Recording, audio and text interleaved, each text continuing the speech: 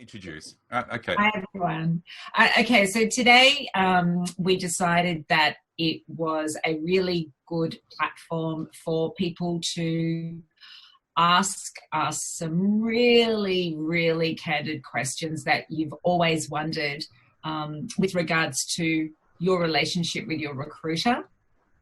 A lot of recruiters traditionally are kind of nervous about telling you the warts and all story for all sorts of reasons. They could be scared of their boss. They could be scared of all sorts of repercussions. We've always just gone with honesty is the best policy. The only way that you as candidates can ever make informed decisions is to have all of the information. So we are really happy to take on any question. We promise you that we will give you the most honest answer. It might hurt. It might not be what you want to hear, but it will be the truth. And we hope that it will really help you moving forward. Choose which recruiters you actually want to work with, or to understand why a recruiter can't help you. How was that, Lawrence? I had muted myself so that I could. That was great. That was awesome. I think the other thing to point out is that we are three very different recruiters, and sometimes we're going to have opinions that are aligned and in unison, and that we agree, and then other times maybe not. And that's what we love, and that's what we love. I really promote that within the business. That I never want anyone in our company agreeing with me because they think that they should. It's just one of my pet peeves. And, we like to really challenge each other's thinking and then collectively make a decision about what the right thing is moving forward. So let's get on with the questions. Yeah, we have had some questions sent through. Shall we do the questions that were sent through first? Okay. Yeah, that'd be good. So Tasha sent through some questions. The question is it ever acceptable to contact an employer directly when waiting on a response after an interview? What is the etiquette surrounding this? And she also says, I ask this in light of merely being proactive during a job search. I know the recruiter-employer liaison is part of your job, but I'm curious as to what you guys think about this. So this is the first of two questions. Who would like to field this answer first? Vanessa, do you want to, or do you want me to? You, VA, we spoke about it before. You said it so eloquently. Oh, did I? Okay, the pressure's on. Lawrence, we're assuming that the recruiter has represented them to the company? Yes. Yes, so Tasha's here who asked the question, so yes. Yeah. Okay, and so you've interviewed for one of our clients, for example, and you're wanting to follow up with the client for the reason that you haven't heard any feedback. Is that right? Yes. Yeah. As a recruiter, we would ask you in the first instance not to do that. It's really important that you probe your recruiter with questions such as, have you followed up? When did you follow up? How many times have you followed up? Have you done that by email, phone call? You're absolutely within your rights to encourage the recruiter to do that. Yep. It is their responsibility to get that feedback for you from the client. Now, the client, if they've engaged a recruiter, they've done it for a reason, and quite often that reason is they don't want to be contacted directly. If you do, it could put a sour taste in their mouth, for example, so don't. The only time you would ever do that is if you absolutely felt that your recruiter was letting you down, that they perhaps weren't telling you the truth. But you are taking a risk going to the client directly, so you would only do that under extreme circumstances because you don't want to annoy the client. Yeah. But that's what I thought. It was just something in my head that was floating around, and was curious what you guys thought about it. It's a great question because we actually have had people in the past do that, and it can really jeopardize their chances in a role because the client just wants to be able to deal with the recruiter and that's it. To work forward that way. And when other people get involved. Thank you is okay.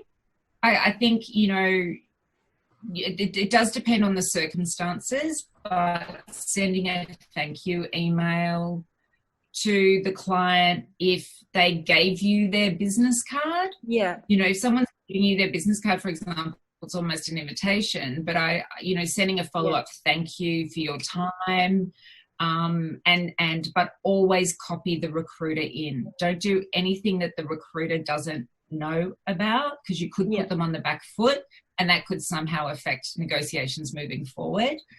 But I definitely wouldn't do the phone call unless it was an extreme circumstance. Yeah, and it all comes down to communication. That communication should be there with you and the recruiter. I mean, sometimes I know people go off to interviews and I know that we're not going to get feedback for another 5 days, but I communicate that to them, So it's about having that communication with the recruiter. When will I hear back? When do you think I might hear back? So communication is key. Definitely. And to force the issue, if you still weren't happy with the recruiter or you didn't think you were getting honesty, you could always say to the recruiter, if I don't have feedback by this time tomorrow, I'm going to call the client directly, and that will certainly put a sense of urgency perhaps that might not have been there from your recruiter.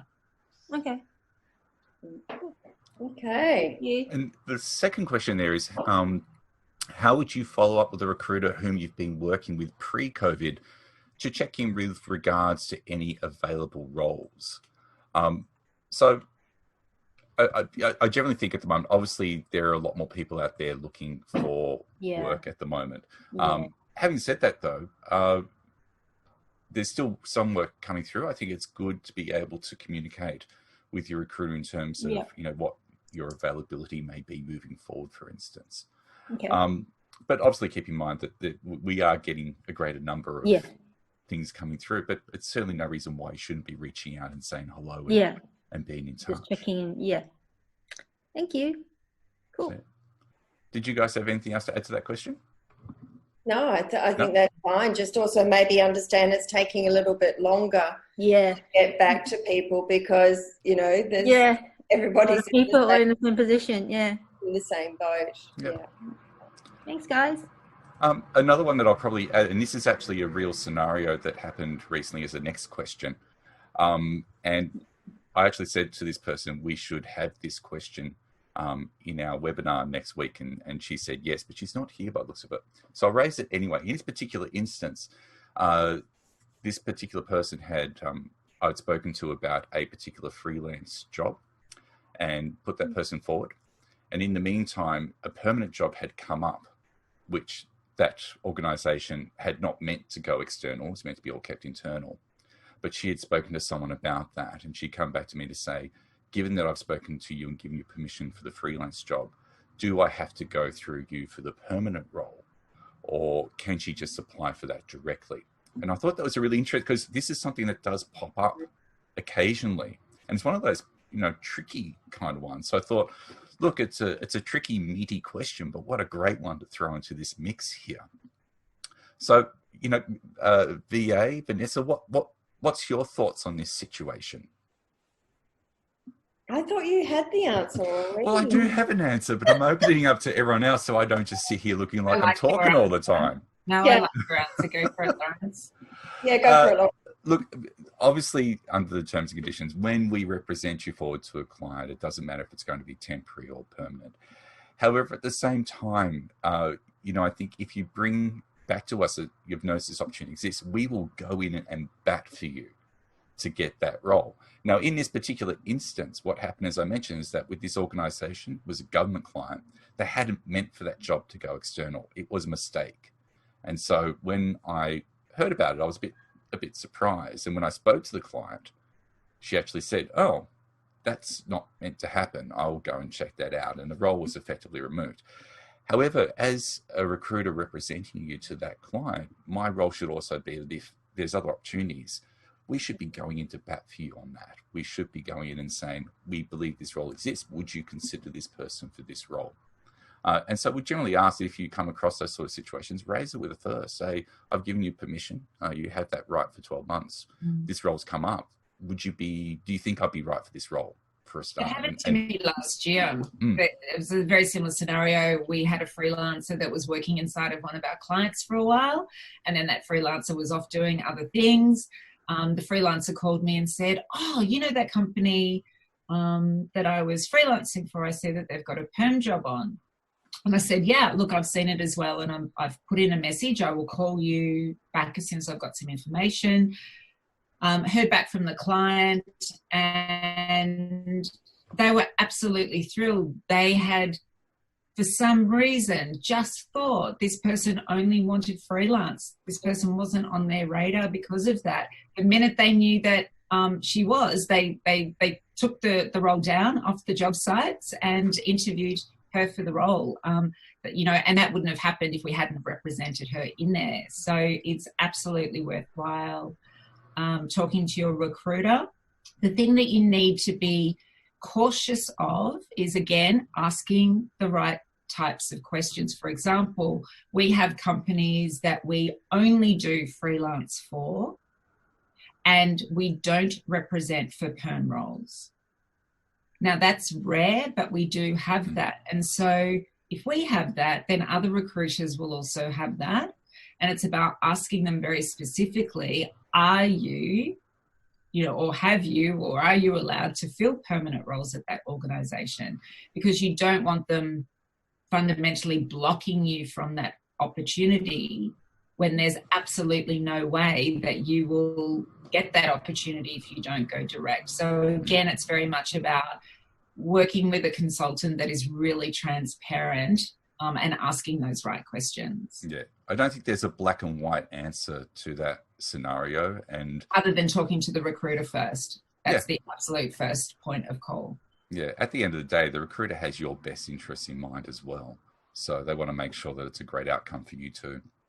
So, do we have any questions within the room? Because I've been looking at the list of things there. Oh, Vanessa, you want to say something? No, I don't. I was just saying I'm looking at the messages and there's no messages. So don't hesitate to send a message if you don't want to ask the question to us.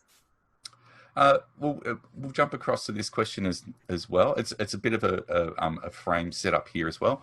I am a senior account director with 20 years of experience in marketing and advertising overseas. Though immigrated to Australia and having a gap of 3 years working in another industry, I find it really hard to find a job back in advertising. Unfortunately, I'm perceived as an underqualified for positions as an account director because I don't have the experience working in a similar position in Australia, and overqualified for positions as a senior account manager or account manager. It is very disappointing because I love my profession. I want to work, and with my experience, I could be a great asset to any company that hires me. I'm willing to learn new ways of doing business and follow new procedures, and I don't mind starting from a lower position again and work my way up in an agency. What is your advice on this? What is the best approach in order to find a job in advertising here in Melbourne? So slightly off topic from what we are doing in terms of Naked Recruiter, but I guess if that's a question you want to ask, Vanessa, did you perhaps want to respond to that one, given your extensive background there in advertising? Exactly. That's a great question. And again, it comes down to communicating. Don't try and keep doing the same things and applying for the same jobs all the time with the same response. Actually call up a recruiter or even a couple of different recruiters and ask them, say to them, I'm having this challenge at the moment. What is it? Because usually the companies are just going to keep saying no directly instead of actually finding out why the reason is no. Maybe it's a specific, a specific client that they, like you may have had a lot of experience on automotive and retail clients, and maybe it's a specific banking client, so they need that specific industry experience. What was the other question? Should they go backwards to go forwards? Was that right? Go to a lesser role to get up to a higher role? Yes, sometimes it does take that. And it's very difficult sometimes when you've worked so hard to get to a certain role to then go down one step. But the benefit for that, the benefit of doing that is once you actually get on board and you're there and you showcase your ability, the movement up the ladder is pretty quick because you have so much more to give to that client and to the agency. So instead of just consistently doing the same thing, ask, a recruiter what it may be. When we had maybe it's something in the CV, and we did a great webinar last week about the CV. Even I learned lots of things about that.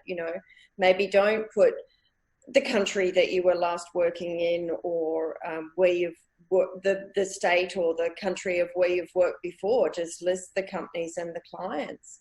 That might have been a barrier. So I think it all again boils down to communication and not just your second guessing. Actually try and get feedback either from the agency or from a recruiter. Even if they didn't put you forward for that, try another recruiter that's actually going to give you some constructive feedback and to help you.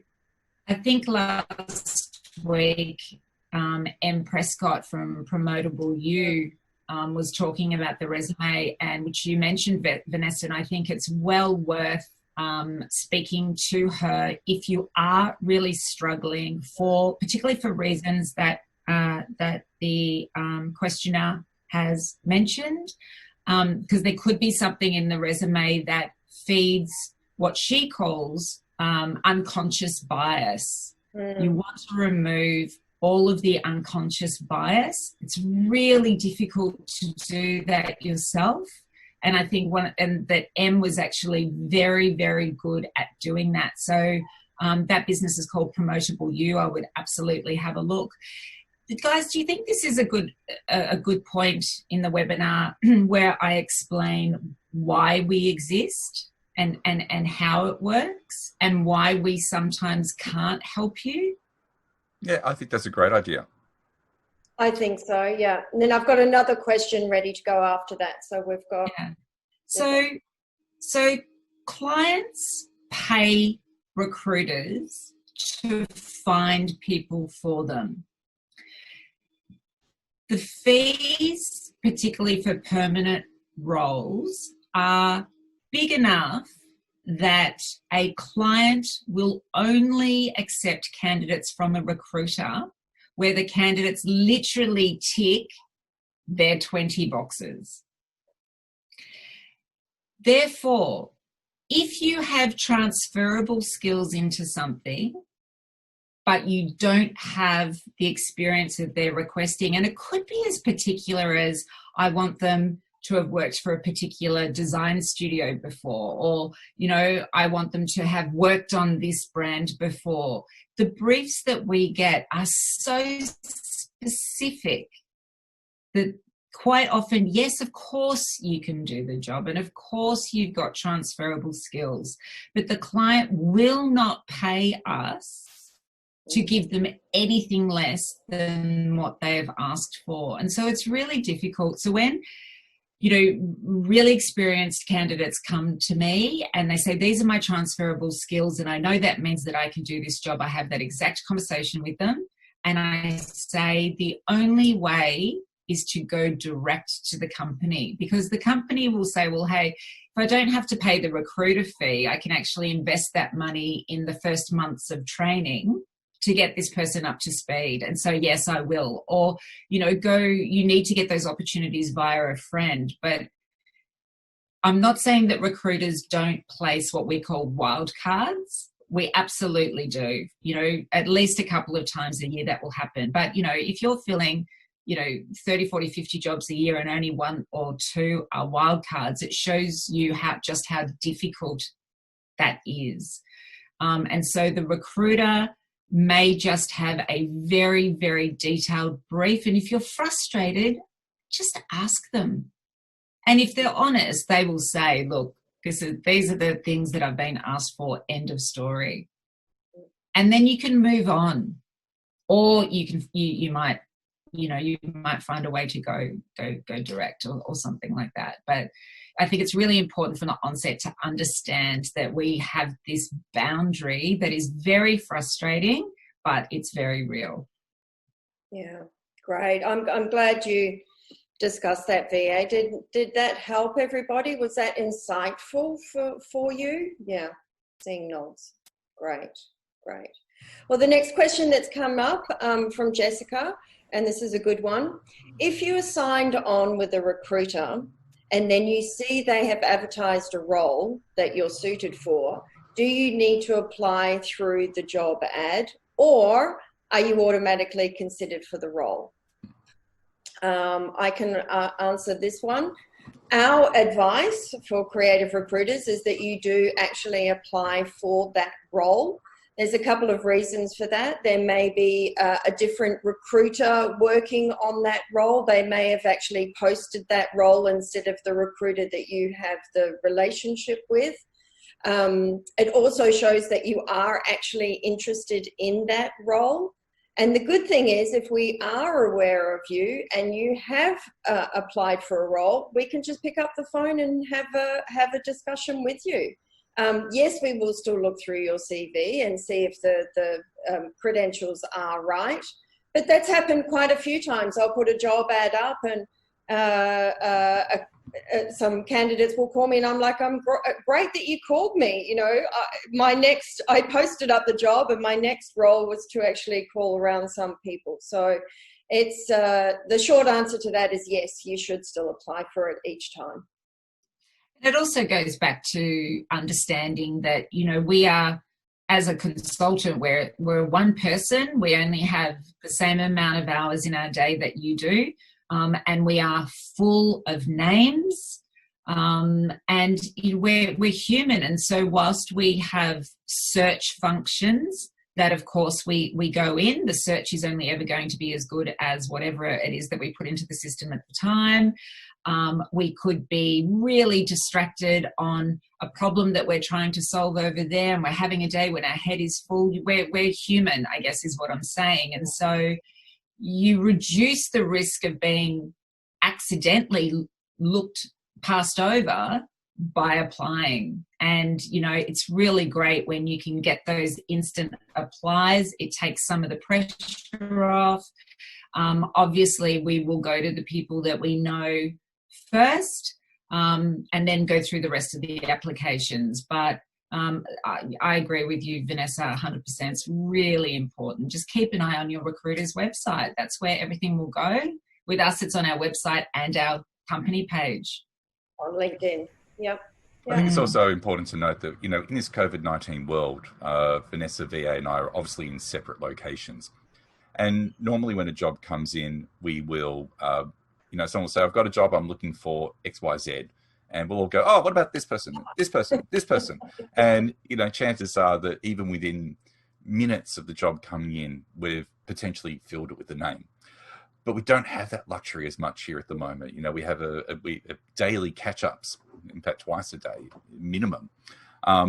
However, it does really depend on the information we have in the system, which is why at the, you know, registration stage, it's really about making sure you can tell us as much about yourself and what you're good at and what you want as possible.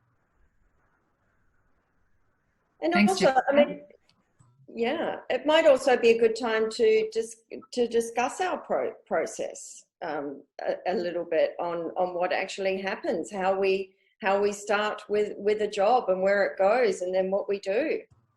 Well, first we make a sacrifice to the recruiter gods. Yeah. Always the first. No, well, we get the briefing from the client, and you know, we don't just cut and paste that and put that somewhere. We ask a lot of questions. What would they be open to? What would they not be open to? And then from that, we actually write our own job ads. We never just take exactly what the client has and put it there. And that job ad is posted on our website and it's posted on LinkedIn. And then we do a short marketing campaign for that as well. So we'll post the ad on our social media, so LinkedIn, Facebook, Instagram, on our website. And then we will also do a video. You've seen us do, if you're following us on Creative Recruiters LinkedIn, and when we had jobs, we will do a video ad of that job. And then after that's all done and people are starting to apply, that's when we actually go into our database and look at our candidates that we do know of and we have had contact with. And then if we really can't find exactly what the client's looking for, then we do other searches through other portals. But yeah, so there's a lot involved in a job, and that's just one job. If the consultant has 4, 5 or 6 jobs all at different stages, that's where VA said before, you know, we could be solving an issue there, or trying to get people into an interview there, or calling up the client for feedback, or speaking to a candidate to put them forward for another job. It's chaotic. There's a lot of stuff happening. And, you know, if somebody calls me and says, oh, yeah, you posted that job yesterday, would I be good for it? Which one? You know, so when you do call us and say, oh, I saw the job posted, you know, what was the name of the job? What was the brief description? Because we could have 6 or 7 on at the same time. So all about communication. Thanks, Vanessa. Thanks. Are there any other questions as well? I guess I'll open it up to the group. You know, when you're dealing with recruiters, what are some of the general frustrations that you might experience from that interaction? Let's dig the dirt. Yeah, let's find out. We thought we had to be really brave today, but everyone's gone quiet. Come on, guys, this is your opportunity, warts and all. Come on, Jane, here's with it. Okay, I've got one for you. Years ago, a young guy I was working with had a friend, and this is true, it wasn't me, and he said, I don't know what to do. My friend's got this full-time position. He's just started. He hates it. He absolutely hates it. And his recruiter says, oh, just hang on, just another couple of weeks. And I said, you know what? He's going to get a commission when, you know, he's held the job for 3 months. And, you know, he's trying to encourage your friend to stay there long enough to get their commission. And after that, they're not going to care less if he leaves. And, you know, this is the sort of thing that does go on. I'm just sort of wondering your thoughts. It definitely wasn't you. Yeah. Jane, have you got music? Who's got music going? I'm really struggling to hear you. Oh, okay. Yeah, there is music going on. I don't know if I can turn it off. Oh, okay. Lawrence, sorry. Lawrence, were you able?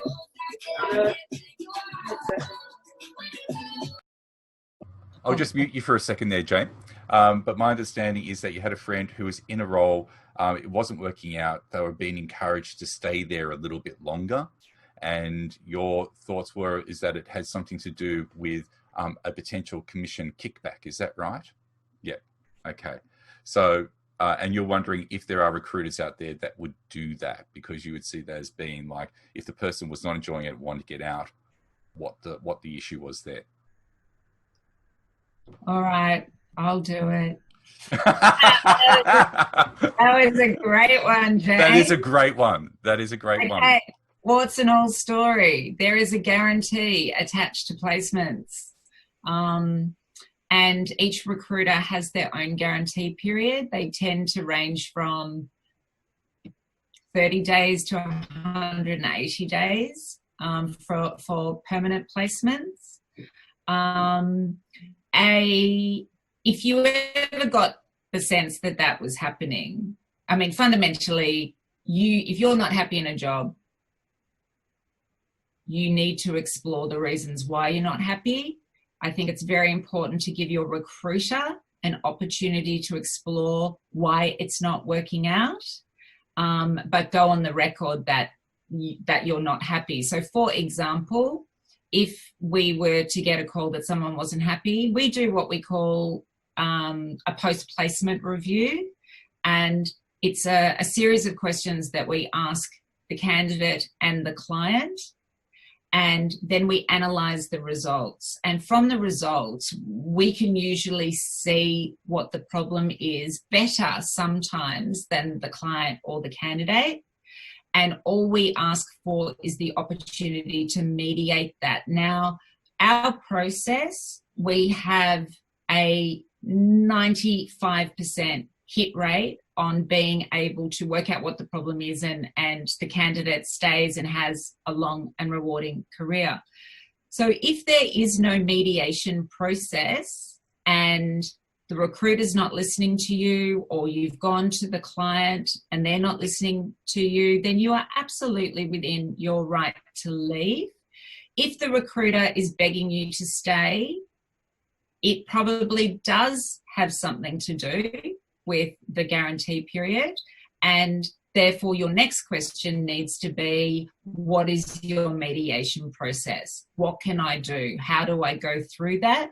I want it brought to the attention of my employer. And if the recruiter won't do anything, then you're not under any obligation to stay. But I think you should give your recruiter, if they have a mediation plan like we do, give the recruiter the opportunity, because most of the time the problem can actually be resolved in our experience. But give the recruiter the opportunity, and give your employer, actually more importantly, your employer, the opportunity to sort it out for you. Does that help you, Jane? Unmuting. Yeah, absolutely. I did tell that guy to tell his friend, talk again to everyone involved. I don't know how it ended up, but I said, you know, if you're unhappy, you can't just keep giving it another couple of weeks. So, yeah, agreed.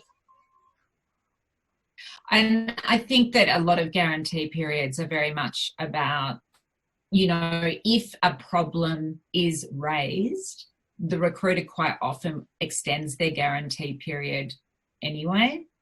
But that guarantee period is there like anything that you buy. You've got, 7 days to give it back, or you have to pay for it, or in the recruiter, it's, you've got 100 days, etc. with our clients, because they're paying fees for this service. So they need that guarantee. But feeling like you're being forced to stay for that is inappropriate. Cool, thanks. Okay, there's another question, Vanessa. I was with a recruiter, but she moved to another company, and I stopped. Sorry. Is that her now? Just no. Right, okay. So I was with a recruiter, and she moved to another company, and I stopped hearing from her for a few months before she moved, and haven't heard from her since. Just wanted to understand what happens to a candidate when a recruiter moves. Okay. And what are the best steps in finding a recruiter again? That's a really good question. That's a good one. It's hard to answer part of that question, as we don't know what happened for her to go quiet before she moved. True. And so, I don't know the ins and outs there. But I have certainly heard of plenty instances where people said, I used to deal with such and such at XYZ. Was there a recruitment agency called XYZ? I'm just using it as an example. Very good. I said deal with someone here, and then they left, and I never heard from them again. And the reality is that within the recruitment industry, there's quite a bit of turnover, to be honest. It's actually quite a high stress job. And for a lot of people that go in, they do it for maybe 2 years and then move on. And that's not uncommon to see. I think, Vanessa, VA, and I are kind of, the word that comes to mind is freaks, but it's probably not the one, but we are unusual in the sense, sorry, Vanessa, I could see the shock. We are unusual in the sense that we have been doing this for so long. I've been doing it 15 years or something ridiculous like that, which probably is an indication that I don't actually have a soul. But anyway, that's a different story. Anyway. So getting back onto track, what happens when someone that you're dealing with moves and you don't hear from that company? Look, the best thing you could do is reach out to that company again and say, who do I need to speak to? Especially if you've been getting work from them. It's great to phone and say, look, I used to get work from you guys all the time, and now I'm not getting anything. What's going on?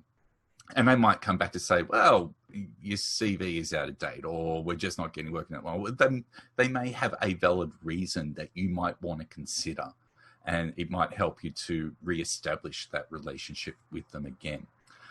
So I think that would be the best way to deal with that situation. I've got another question. It's a good one, actually.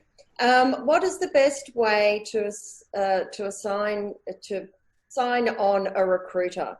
And if we are assigned to a recruiter, does that mean we are not allowed to work with another recruiter from another agency? For us at Creative Recruiters, the best way to see who the best recruiter is for you is to actually look at our website, because we all have slightly different backgrounds. And we list there what we do specialize in. Also, you can have a look at our jobs, the type of jobs that we post, and see who you think is the best recruiter for you. Otherwise, you can call any of us, and then we will actually say, oh, I may not be the right person. Lawrence is the best person. I'll get him to give you a call. So sometimes we work it out who's the best recruiter.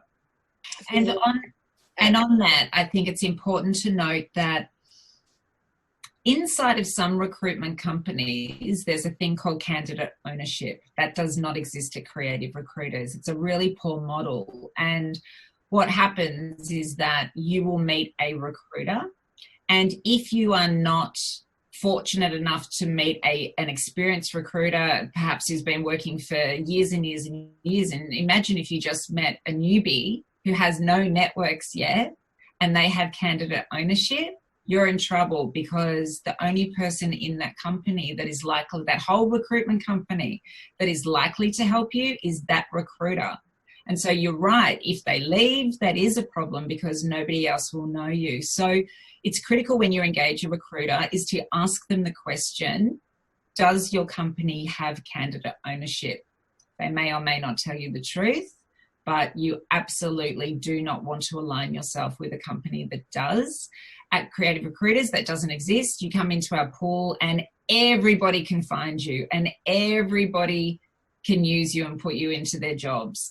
As to what Vanessa was saying, is that each of us have our own niches, if you like. So one of us could be better off to represent you to our clients, but it really doesn't matter. And if someone was to leave Creative Recruiters, it would make zero difference, because you're in our system. You will always come up in searches because of how we put you into that system. And we share all of the candidates. So it's an absolute critical question to ask your recruiter. Okay, I've still got some more questions. Question from Claire. Why do some recruiters, especially during these times, ask you to submit your CV via their website but never contact you? How can you get around this? I can answer. That's a recruiter who's scared to say no. Yeah. I think there are circumstances where there are recruiters that just don't want to reject you on the phone because they don't want to go into it, they don't like confrontation, or they don't have the time. It's so easy to say just apply through the website, but there also could be a system in place that the client's insisted. The client might want to know how many applicants applied for that job. So it's very important that it goes through the applicant tracking system. There's all sorts of reasons, but it's the end one that's the most important, which is, and then I never heard from them again. Well, that's because you weren't right for the job. End of story. Or if you are absolutely perfect and you do tick all those boxes, then for some reason you got lost in the system, and then it's up to you to chase it up. That's true.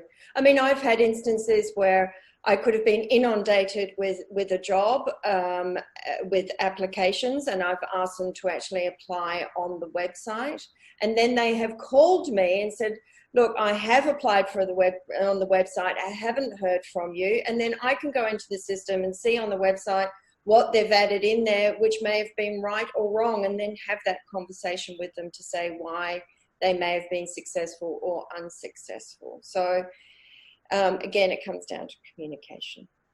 And it is about buying time, isn't it? You know, if we've got so many pressing deadlines or we don't have the headspace to talk to you about the role right now, and we don't want you to get lost, we will say, can you please apply online? I want you in there so that when I am looking at that job and I'm looking at the applications, you won't be missed. So it's really helping the recruiter and understanding the time pressure that the recruiter is under as well. Yeah. And a good one from you, Karen, is what, in regards to a cover letter, having said that, if you have good relationships with your recruiter, do you need to write a cover letter for every job you're applying for? And the answer there is no, because we will be familiar with you. But again, do apply for the role every single time, because we will be aware of you and say, oh, okay, yeah, Karen's applied for that. Great, I'll give him a call and we can talk about the role in further detail. Also, I think it's important to read the fine print on the job ads. I've been noticing this lately. We do actually put, there could be specific, very, very specific things that we need. And we actually say, if you don't have that, we won't be able to get back to you. We can't possibly get back to every single person that applies for a role. So if we've asked for 5 major things and you're only covering 2, the chances that we're going to get back to you are going to be very slim. I'm sorry, but you know, as VA said before, we have some criteria on jobs, and if they're not all filled, we can't possibly get back to everybody. It is worth also noting here that there is such a thing as a serial applier. And these are people that will apply for every single job, no matter if it's graphic designer, finished artist, UX designer, illustrator, copywriter, basket weaver, you know, mentalist, whatever you want. They apply for all of it with the same CV, with no other, and then wonder why they're not getting a response. And it's simply because of the fact that they're just not right for the role, but they just apply for everything. And in that process, you know, we've talked about brand a bit over the past few weeks within these virtual meetups. It's actually having quite a detrimental effect to their own personal brand, because it gets to the point where recruiters see their names and go, oh no, they're just applying for this again.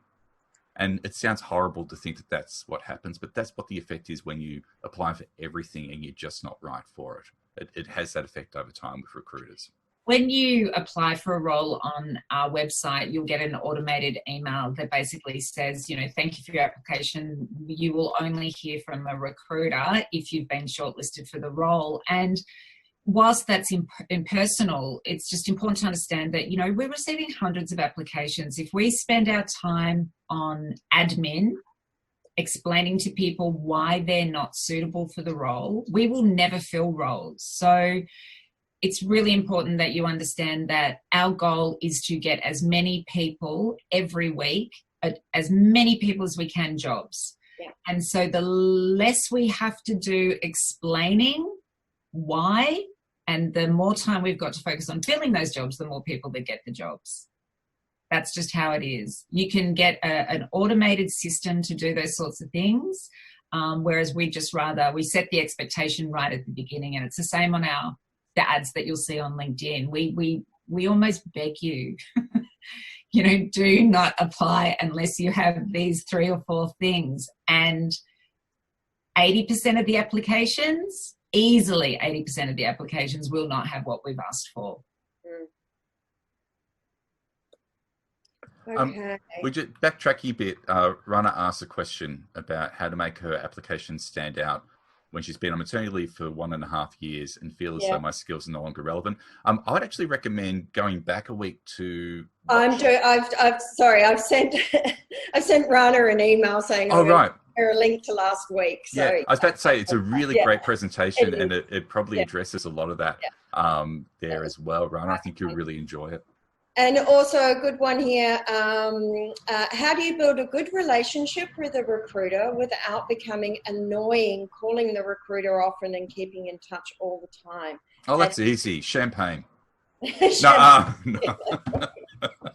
No, I think, you know, again, it comes down to communication. You know, of course, you're going to see roles advertised, and we've had conversations about your criteria and what your capabilities and qualifications. I think, you know, say to them, can I call you again in a month's time, or can I give you a call again in 2 months' time? And the recruiter may say, you know what, it might be better to drop me an email, or, you know, whatever it may be. Because there is a bit of a fine line. We do have a couple of people that call very, very regularly. And if they don't get one of us, they call somebody else, which is a little bit annoying. But, you know, I think in terms of building a good relationship with recruiters, you know, at the end of the day, we're just people that are wanting to see the best for the people we work with as well. And so just be friendly, build a good relationship. You know, there are people right here, right now in this chat room. You know, Nikki King, I'm looking at you. You've been awesome to work with over the past decade. Absolutely love working with you. Thanks. Jessica, I've worked on and off with you over time as well. Jane, the same as well. These are people that I can just be myself with, and that makes such a difference to my working day, especially when I'm dealing with clients who are stressed and perhaps giving us ridiculous briefs that involve things like, you know, ancient rune reading as a requirement, or having a driver's license, or some nonsense like that, which, you know, hopefully our influencing skills will be able to push through. But then when we also get to talk to some of the amazing people that we do as well, like the Nikki Kings of this world, it makes our day feel so much better. So that's how you build a good relationship with recruiters. Just be a nice person with them and work with them. Be flexible. Yeah. But just be aware of our time as well. I mean, you know, and reach out and ask for help. I mean, you know, with a couple of you here today, I won't name any names, we're building a really great relationship, and I haven't placed you in any jobs yet, but that's because I haven't had them, or you haven't been right. It's just we haven't had those jobs yet. And, you know, part of these, you know, to build a good relationship with recruiters, and specifically us, is to follow us and comment on things and say, thanks, that was really interesting, on the blogs that we post. I mean, we post some blogs that are really informational. Nobody says anything, and we're like, oh, well, nobody liked it. And then you have a conversation with someone the following week, and they're like, oh, I love that blog that you wrote last week. And I'm like, oh, how was I supposed to know? So knowing what works for you and what doesn't is also helpful to us, so that we can help you more again in the future. I think even we're beginning to see some regulars coming along to these virtual meetups every week, and that's building a relationship too. You know, I kind of know each week that I'm likely to see Nicole or Karen or those people kind of popping up, and that's great because it means I'm getting to know you guys better over the course of this as well. Yeah. Okay, any last questions? Any doozies? It's all been pretty easy, okay, guys. Yeah, it's been okay. I'm looking. All right, well, if there's any more questions, you can always email them through later on, and we can always address them in future webinars.